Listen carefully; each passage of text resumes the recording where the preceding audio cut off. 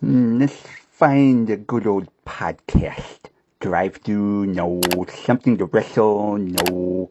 Insight, no. Wrestling report? What is this?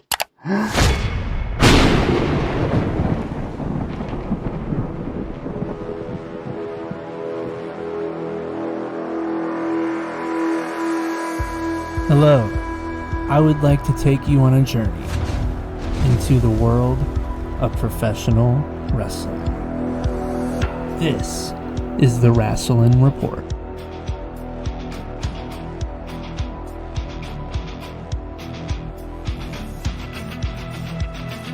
Alright, hello everybody, and welcome to another episode of the Wrestling Report, where I talk nothing but my passion, and that's wrestling.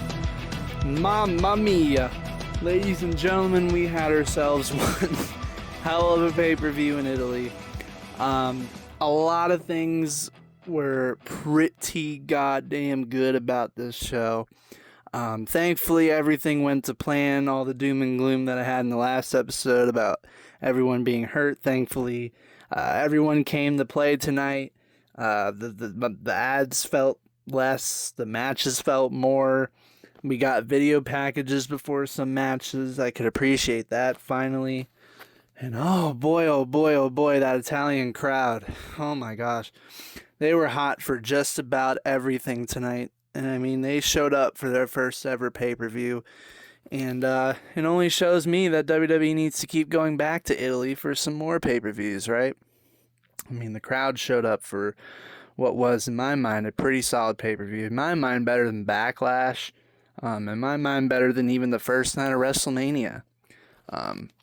They wanted a stack card. They hyped it in the pre-show that this was going to be the stacked card of the year, potentially, akin to a WrestleMania.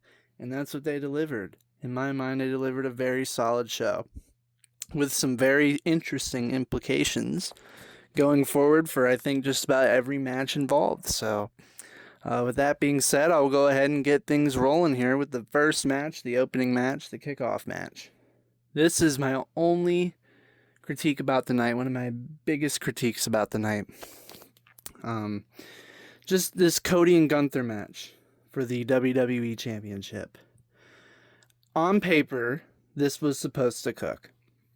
These two have only fought one other time, and that was in Crown Jewel of 2024. And that was really for bragging rights. There wasn't a championship on the line. At that point, they were both champions.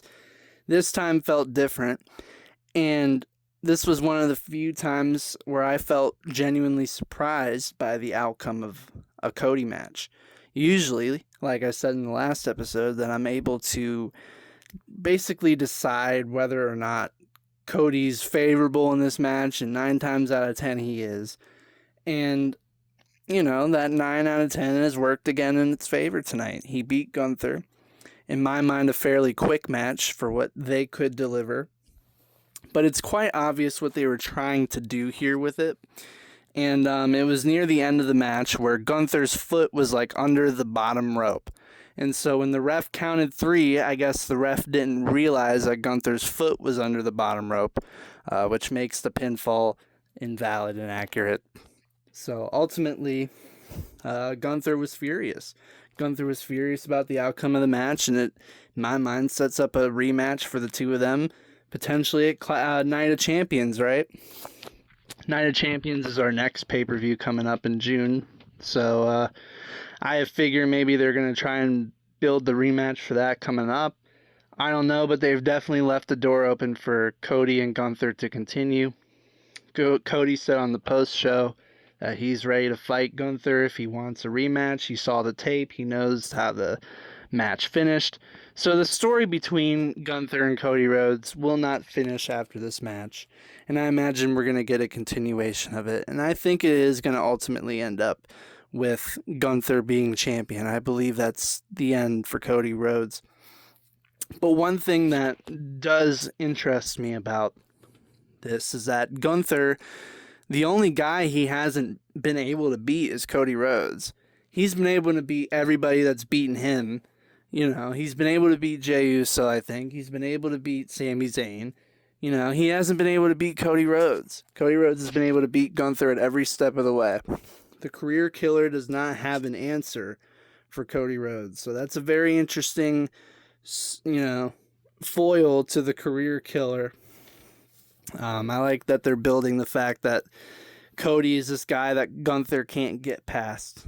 So that's interesting. I'm interested to see where Gunther is going to end up in the next few weeks with this whole thing. And then we go into Rhea Ripley and Jade Cargill for the WWE Women's Championship. And my, oh my, this thing had time. And you know what happens when things have time? They deliver. Rhea Ripley and Jade Cargill delivered a 10 times better match than they could have at WrestleMania. A, because they were given the time. B, because both women looked incredible. And C, because they've now opened up a very interesting friendship dynamic between Charlotte Flair and Rhea Ripley. Two people who, if you've watched WWE over the last few years, you wouldn't imagine would be teaming up together, let alone walking away together, hugging and celebrating. Rhea retaining the title. This is so interesting. And I think this opens up a bunch of stuff down the line. Somebody's going to turn heel. If you remember on SmackDown when I said that Alexa Bliss was taken out by Jade Cargill, now Alexa Bliss probably is looking at this situation and is like, why is Charlotte all of a sudden buddying with Rhea? That's going to eventually seep some jealousy into Alexa Bliss. And that's my prediction. I believe that Alexa Bliss, whenever she comes back from what Jade did to her, she's going to start looking at this situation and start to be a little jealous of it. I don't know. I don't know if I were in the writer's room, that's what I'd pitch. But I'm really excited to see where Rhea and Charlotte go as a relationship because they can evolve.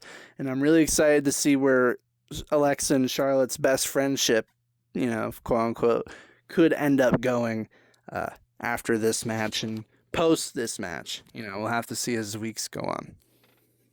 But I think this was really solid match. B-Fab and Michin, of course, got involved, but that's what I meant about Charlotte because she ended up helping Rhea win and hitting splashes off the barricades, and the crowd was all hyped for it. And ultimately, the right woman won. Again, I think they should shift Jade now into a mid-card slot, or they go match 3, which they could. There is no problem with being in the mid-card. In my mind, I think the mid-card needs Jade, right? I think you need a star on every section of the card. So, at least, there's nothing wrong with winning United States titles or Intercontinental titles in the meantime until they put you back up there. Because it's only a matter of time before they put Jade back up on the championship mountain, but if you've lost twice to Rhea at this point, I don't know, you got to figure out what to do next. So if I'm Jade, I'm moving into the United States title picture and I'm taking it over. But that's just me. But overall, great match. The crowd was all in for Rhea. They were not liking Jade. It was a perfect heel babyface match. And they were given time to deliver, and therefore they delivered. So no complaints there on my end. Right person won. Excited to see where it all goes from here. And then we move on to the sequel of all sequels. The banger of all bangers, ladies and gentlemen. I didn't think that Brock and Oba 1 could have been topped, maybe, but I think Brock and Oba 2 absolutely topped it. I have heard rumblings all day about how Brock was going to tie this thing up and that we were going to go to a third match eventually down the line, potentially at SummerSlam for Brock's final match. I'm all for that. I thought that Obafemi wasn't going to look as strong as he did the first time, because I figured in the second match around, Brock would be more prepared. He'd come in more ruthless, more savage, and that's what he was. Before the bell even rung, Brock Lesnar was immediately going after Obafemi. And this was exactly what he needed to do. He hit the 4 F5s on him like he did on Raw. And this time, Obafemi kicked out. He kicked out of 4 F5s. And Brock was already losing his shit. Nobody in his career had ever kicked out of 4 F5s, you know. Generally, it takes about 1 or 2 to put most guys out. But Obafemi is not most guys. We know this. Oh, also, I have to just say, when Obafemi came out, the crowd reception to him gave me literal goosebumps. I cannot believe how over this guy is, not just in the States now, but worldwide.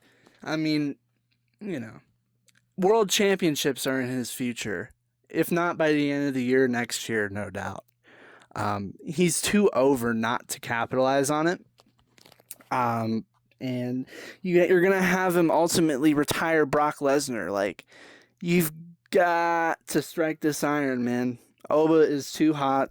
He's too over.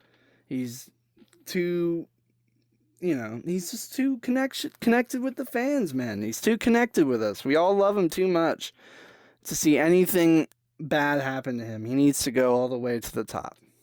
All the way to the top. But overall, this was a really great match. The two guys really delivered. I believe this was the match of the show. You can give or take between this or Tribal Combat. But, overall, I would say this match was very, very, very, very solid. Delivered the points. Brock hit 7 F5s on Obafemi. It took 7 F5s to handle the ruler. So Brock should consider himself blessed. I'm telling you. Overall, great match. Great stuff. Oba's the man. Oba's the future. And then we get into, in my mind, the biggest surprise of the night. I figured WWE was going to give the Italian crowd like a crazy pop, crazy moment. And this is what they did. Santino Marella was ringside at the show. Oh, you have no idea how much I wanted Santino Marella to be on the show. For those of you who don't know the context, Santino Marella used to be a wrestler on WWE television maybe like 15 years ago, and he was like, he had an Italian accent, and he was like, he had an Italian character, and his finishing maneuver was the Cobra. And so when you had the Cobra, he put this sock puppet on his arm that looked like a cobra, and he would peck people in the face with it. It was really funny. He was so entertaining. It was PG era stuff. It doesn't really matter, though, because it entertained everybody, right? So it was really great to see Santino Marella show up in front of the Italian crowd. That got such a massive pop. It was crazy. But another surprise that came tonight was the match of Becky Lynch in Sol Ruca for the Women's Intercontinental Championship. I was worried before things started that Sol Ruca was going to not be able to compete, but apparently she wasn't medically cleared before entering the building, and then doctors told her she was good to go, so she ended up working the match with Becky Lynch. And what surprised me the most about working this match with Becky Lynch is the result of this match with Becky Lynch. Sol Ruca ended up hitting a soul snatcher on Becky Lynch, the very one that supposedly maybe had nicked her leg or whatever. That very move, she beats Becky Lynch with it and becomes the new Women's Intercontinental Champion. That quickly. Sol Ruca just debuted on the main roster, and they've given her the Women's Intercontinental Championship. I love it. I love it. I was thinking before the show started that Becky Lynch was going to retain, and it was going to take Sol Ruca a little bit of time, right? Because she had just started, and maybe, you give her something strong with Becky Lynch to start, then you build her up again. They are ready to push this girl to the moon. She has already become the Intercontinental Champion, and I'm all the way here for it. I love it so much. It was a really good match. Sol Ruca delivered where it needed to. I don't know what could possibly even come of a Sol Ruca Women's Intercontinental title reign, but I'm honestly like, I think it has the potential to be incredible. She's already fought the likes of Io Sky, so that would be a great way to start her off. But to my surprise, the right woman won here. You know, either way, the right woman was going to win. Both of these women are just absolutely incredible, and there was really no wrong decision here. But giving Sol Ruca this huge win in this other country and this whole new environment over one of the greatest women's wrestlers of all time, or well, she's the greatest, and it's not just her saying it. Everybody says it. Sports Illustrated says it.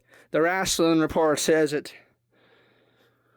But in regards to this, Sol Ruca is the new Women's Intercontinental Champion. Congratulations. I'm super excited to see what comes next with that.